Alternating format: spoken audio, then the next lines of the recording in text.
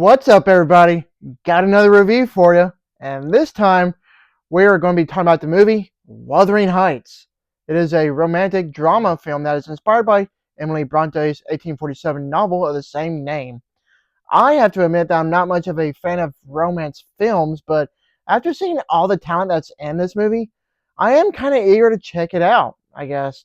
Is it any good? Well, let's talk about it.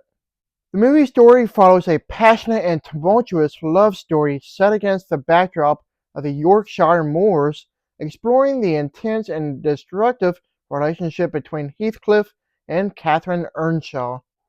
There's nothing like watching a movie about a toxic and abusive relationship on Valentine's Day weekend. Ain't that peachy? Well, after watching this movie, my heights were not weathered because I thought this movie was nothing worth bragging about. I never read the book that this movie is supposed to adapt, but after doing some reading online, this film is apparently a very poor adaptation. Anyways, this movie has a lot of issues going on, and I want to talk about those later. Right now, I want to talk about the actual good things I actually did like about the movie, whether it be the production design, cinematography, and the acting. Starting off, the movie's production design was absolutely amazing, whether it be the on-set shooting locations, set design, costuming, or whatever. Needless to say, it is a meticulously well-produced film because it was a good-looking movie, and I was thoroughly impressed with how everything turned out. Even so, the film's cinematography was visually captivating with its wonderful use of lighting and composition. Along with some great camera work, this movie has a great deal of visually stunning shots that looks like a painting.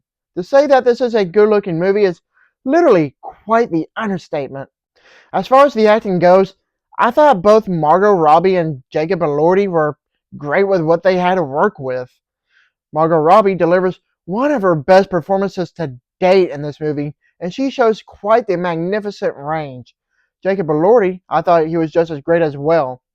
They're both very talented actors, but I actually despise their characters. In this movie, there are no good characters because they're all absolutely despicable. I don't know if they are that way in the book, but in this movie, they are all absolutely vile. With the movie's lack of any actual emotional depth, I honestly couldn't care less of anything that happened to the characters whatsoever. Even while watching the movie, I could already tell that I was missing so much, and I could tell without having the need of reading the book. With me saying that, that should speak volumes. If that doesn't tell you that this is a hollow adaptation, then I don't know what will. With all that said, I really wasn't overly impressed with this movie. To be honest, I'm probably not going to remember much about it in the next day or so because it's pretty forgettable. Overall, Wuthering Heights is a painstakingly mediocre romance film that obviously favors stylistic visuals rather than being an actual good film. It's not a perfectly made movie by a long shot, but it's nothing downright terrible either.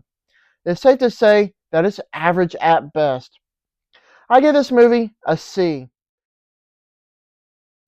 Thank you for watching, and don't forget to like and subscribe to my channel. Keep up my real reviews.